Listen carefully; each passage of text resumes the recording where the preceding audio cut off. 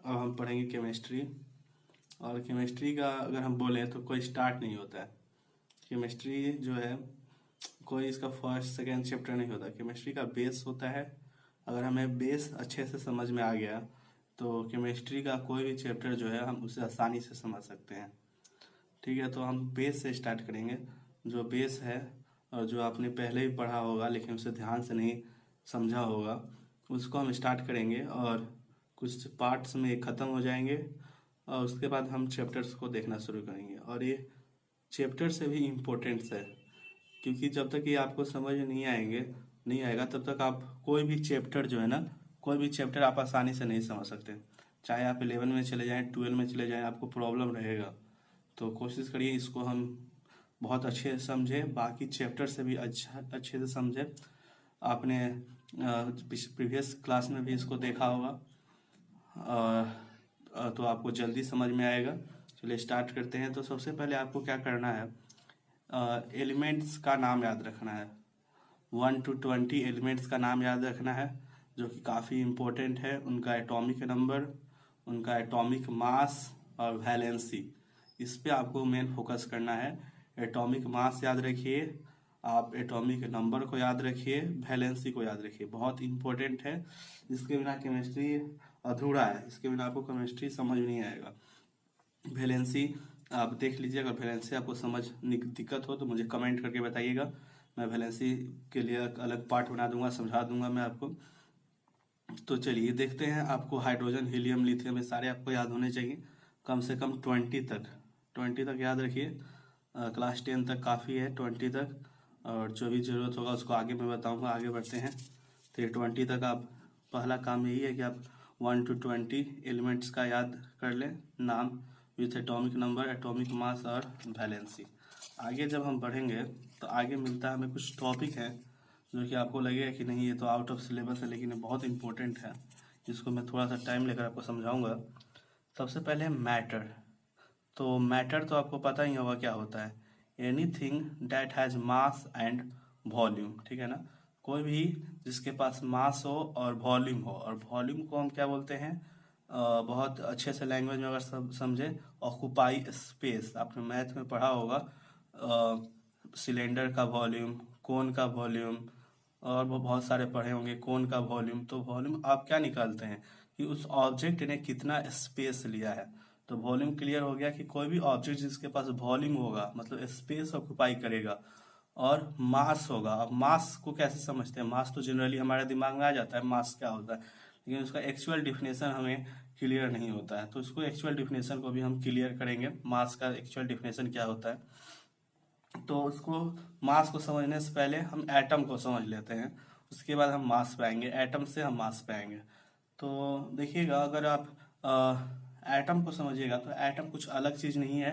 Atom जो है वो मैटर का पार्ट है। एटम क्या है, मैटर का पार्ट है। आपको एटम ऑब्टेन होता है मैटर से। ठीक है, आपको एटम ऑब्टेन होता है मैटर से। कोई भी अगर मैटर है तो उसका अपना एटम होगा।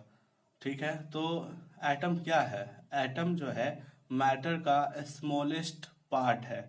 जब आप किसी मैटर को लेते हैं, जैसे लेट सपोज ये मैटर है, इसको मैंने लिया और इसको डिवाइड किया दो पार्ट में, तो मुझे एक इतना पार्ट मिलेगा। फिर अगर मैं इतने पार्ट को डिवाइड करूंगा तो मुझे इतना छोटा सा पार्ट मिलेगा।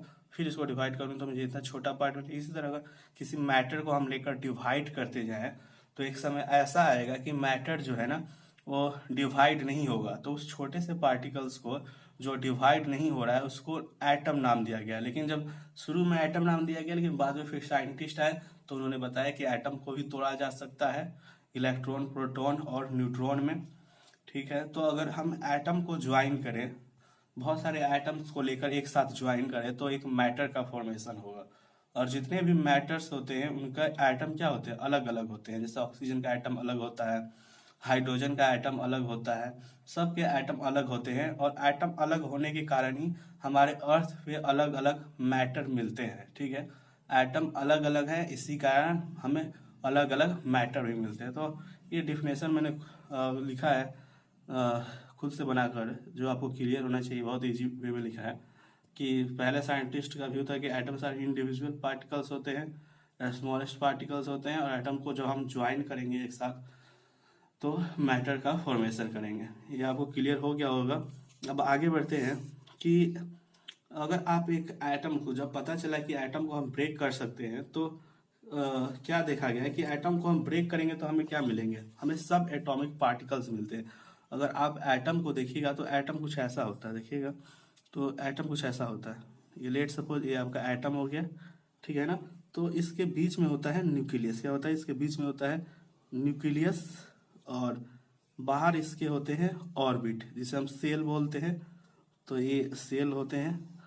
तो क्या होता है कि जब आप किसी एटम को देखिएगा तो एटम के न्यूक्लियस में होता है प्रोटॉन और न्यूट्रॉन होता है, और इलेक्ट्रॉन जो है ना वो सेल न्यूक्लियस, इलेक्ट्रॉन जो है न्यूक्लियस के चारों तरफ चक्कर लगाते हैं। क्लियर है, प्रोटॉन होता है, न्यूट्रॉन होता है। तो एटम को जब हम ब्रेक करते हैं तो सब एटॉमिक पार्टिकल मिलते हैं जिनका नाम है प्रोटॉन, न्यूट्रॉन और इलेक्ट्रॉन। तो एटम को देखिएगा तो कुछ आपको ऐसा दिखेगा, ठीक है। कैसा दिखेगा, एक न्यूक्लियस होगा, उस न्यूक्लियस के अंदर प्रोटॉन और न्यूट्रॉन होगा, बाहर एक सेल होगा जिसके बाहर क्या होगा, इलेक्ट्रॉन होगा। तो ये एटम का फोटो है, ठीक है। जैसे आपका फोटो होता है उस तरह एटम का भी फोटो होता है, और इसके एटम को अगर देखिएगा तो प्रोटॉन, न्यूट्रॉन और इलेक्ट्रॉन होगा। अब इस पे चार्ज की बात कर लेते हैं कि इन पे चार्ज क्या होता है। तो प्रोटॉन पे पॉजिटिव चार्ज होता है, आपको याद होना चाहिए।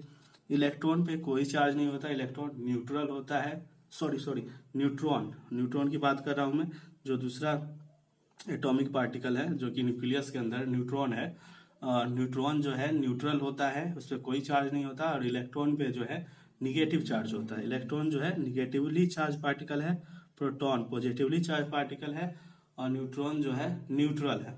चलिए यहाँ तक तो आपको क्लियर होगा। अब बात करते हैं न्यूक्लियस। अगर आपसे कोई बोले कि ये जो आपको न्यूक्लियस दिखाई दे रहा है इस पे कौन सा चार्ज होगा, तो आप क्या बताइएगा। थोड़ा सा दिमाग लगाना है, रटना नहीं है। अगर आप रटिएगा तो दिक्कत होगा, बार बार रटना पड़ेगा। समझिएगा तो आप एक बार में ही समझ जाइएगा, आपको हमेशा याद रहेगा। तो अगर आप देखिए तो न्यूक्लियस के अंदर क्या है, प्रोटॉन और न्यूट्रॉन है। तो प्रोटॉन पे कौन सा चार्ज है, पॉजिटिव चार्ज है। न्यूट्रॉन पे कौन सा चार्ज है, कोई चार्ज नहीं है। तो ड्यू टू प्रोटॉन प्रेजेंट होने के कारण, प्रोटॉन प्रेजेंट होने के कारण न्यूक्लियस के अंदर पॉजिटिव चार्ज होता है। न्यूक्लियस पे पॉजिटिव चार्ज होता है क्योंकि न्यूक्लियस के अंदर प्रोटॉन होता है और न्यूट्रॉन होता है। न्यूट्रॉन पे कोई चार्ज नहीं होता, प्रोटॉन पे पॉजिटिव चार्ज होता है, जिसके कारण न्यूक्लियस पे पॉजिटिव चार्ज होता है। यहाँ तक कोई डाउट है। चलिए आगे बढ़ते हैं। अब बात करें अगर हम एटम की, तो ये जो आपको एटम दिखाई दे रहा है ना, इस एटम पे कौन सा चार्ज होगा। किसी भी मैटर, कोई भी मैटर जो है एटम से बना हुआ है, एटम पे कौन सा चार्ज होगा। तो थोड़ा सोचिए, दिमाग लगाइए और बताइए। एटम पे कोई चार्ज नहीं होगा। क्यों नहीं होगा, क्योंकि एटम के अंदर है आपका प्रोटॉन और इलेक्ट्रॉन। और किसी भी एटम की अगर हम बात करें तो जो नंबर ऑफ प्रोटॉन्स होता है, जो नंबर ऑफ इलेक्ट्रॉन्स होता है, वो हमेशा बराबर होता है। अपने दिमाग में बैठा लीजिए, आप पहले भी पढ़ चुके हैं कि कोई भी एटम होगा उसके अंदर जो प्रोटॉन और इलेक्ट्रॉन होते हैं वो बराबर होते हैं, इसलिए एटम पे कोई चार्ज नहीं होता। तो आपको क्या क्लियर हो गया, प्रोटॉन पे पॉजिटिव चार्ज होता है, न्यूट्रॉन न्यूट्रल होता है, इलेक्ट्रॉन पे निगेटिव चार्ज होता है, न्यूक्लियस पे पॉजिटिव चार्ज होता है due to the presence of proton, और एटम पे कोई चार्ज नहीं होता because number of proton is equal to number of electron. Any doubt, clear होगा आपको। चलिए, तो इसमें मैंने सारे पॉइंट्स को लिखा है, अगर आप देखिएगा तो सारे पॉइंट्स हैं। Answer made of proton, neutron, electron, सब atomic particle, centre of atom is called nucleus, the proton and neutron are held together inside the nucleus, electron revolve around the nucleus in cell, and the number of electron and proton in an atom is always same. The proton has a positive charge and electron has a negative charge, and atom can lose, gain or share electron। तो ये सारी चीजें आपको clear होंगी।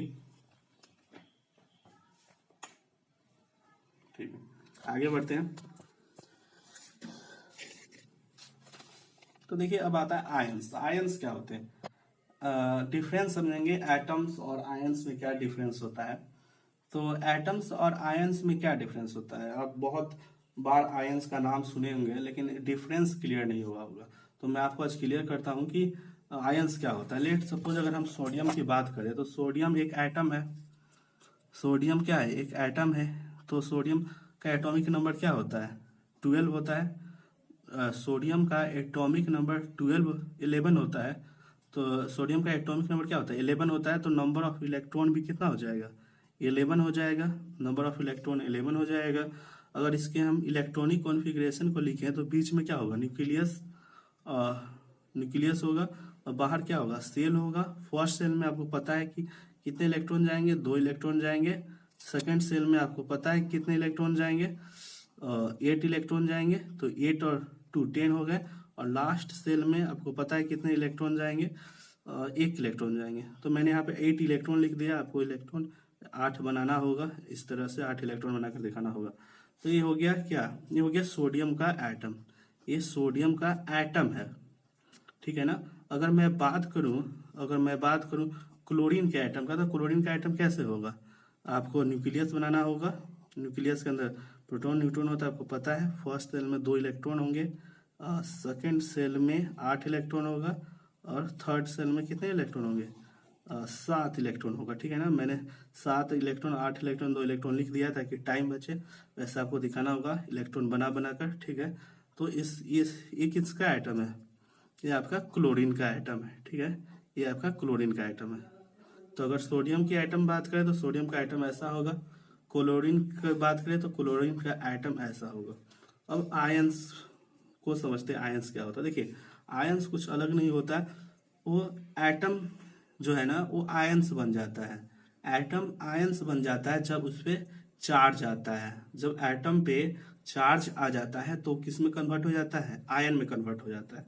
तो ions में convert हो जाएगा तो कैसे? ये डिफरेंट हो जाएगा एटम से। तो देखते हैं कि देखिए, कोई भी जो एटम है वो चाहता है कि स्टेबल हो जाए। तो स्टेबल होने के लिए वो लास्ट सेल में क्या होता है कि वो अपने ऑक्टेट को पूरा करना चाहता है। तो लास्ट सेल इसका क्या होगा? इसमें 8 इलेक्ट्रॉन है। तो ये चाहेगा कि मेरे 8 इलेक्ट्रॉन हो जाए और इसमें भी क्या हो जाए? 8 इलेक्ट्रॉन। लास्ट सेल में क्या हो जाए? 8 इलेक्ट्रॉन। इसमें चाहेगा कि सोडियम चाहेगा कि मेरे लास्ट सेल में 8 इलेक्ट्रॉन हो जाए। और क्लोरीन भी चाहेगा कि मेरे लास्ट सेल में क्या हो जाए? 8 इलेक्ट्रॉन हो जाए। तो कैसे पॉसिबल है? 8 इलेक्ट्रॉन भी हो सकते हैं, 2 इलेक्ट्रॉन भी हो सकते हैं। लेकिन एक कंडीशन होता है कि जो फर्स्ट सेल होता है ना, उसमें 2 इलेक्ट्रॉन अगर होगा तो स्टेबल हो जाएगा। सिर्फ फर्स्ट सेल होना चाहिए और उसमें 2 इलेक्ट्रॉन होना चाहिए तो वो एटम स्टेबल हो जाएगा।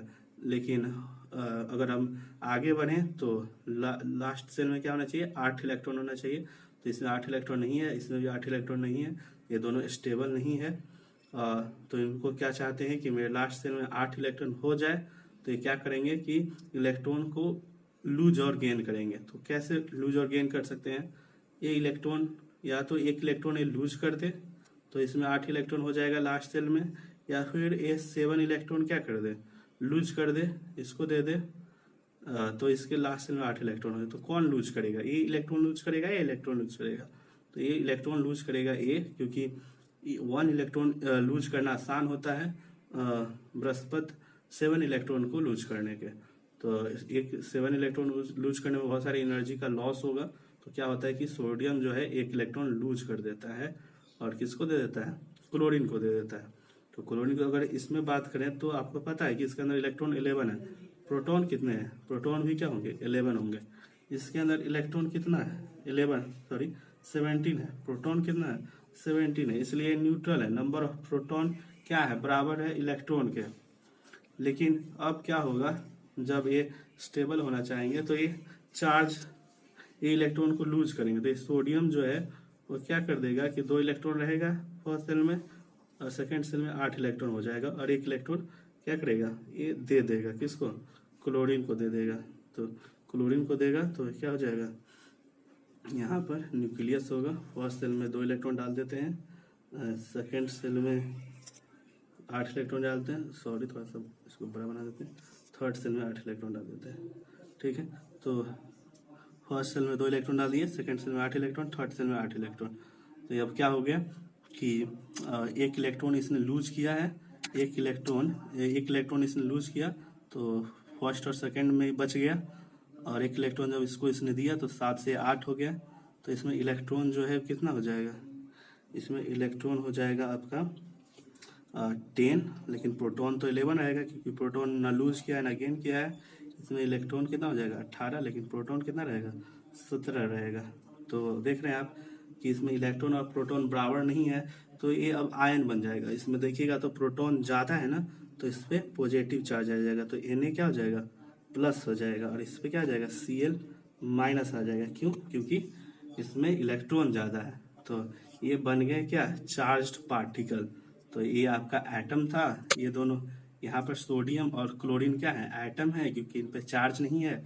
और यहाँ पर जो सोडियम और क्लोरीन है ये आयन बन गए, क्योंकि इन पे क्या आ गया चार्ज पार्टिकल आ गया। इस पे पॉजिटिव चार्ज आ गया है और इस पे निगेटिव चार्ज आ गया।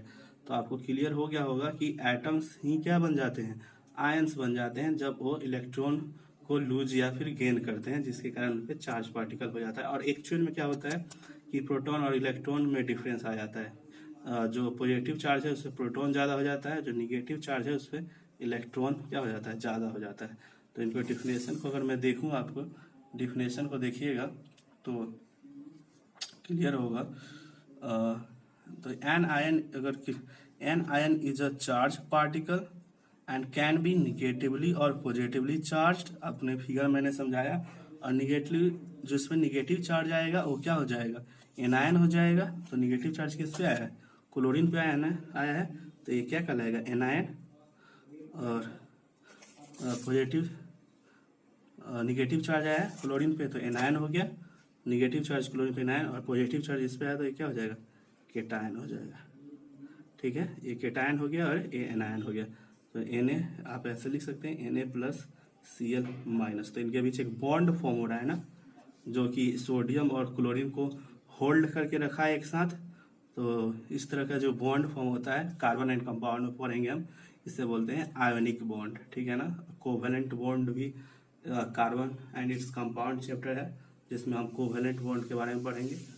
तो यहाँ पर जो आपका बॉन्ड फॉर्म हो रहा है वो आयोनिक बॉन्ड फॉर्म हो रहा है, क्योंकि आयोनिक बॉन्ड फॉर्म होता है बाय लूजिंग और गेनिंग इलेक्ट्रॉन। ठीक है, क्लियर हो गया होगा। तो ये आप यहाँ देखिए, a negatively charged ion is called an anion and the positively charged ion is called cation, and the positively charged ion is called cation। हो गया, यहाँ पर गलत हो गया, सही कर लीजिएगा इसको।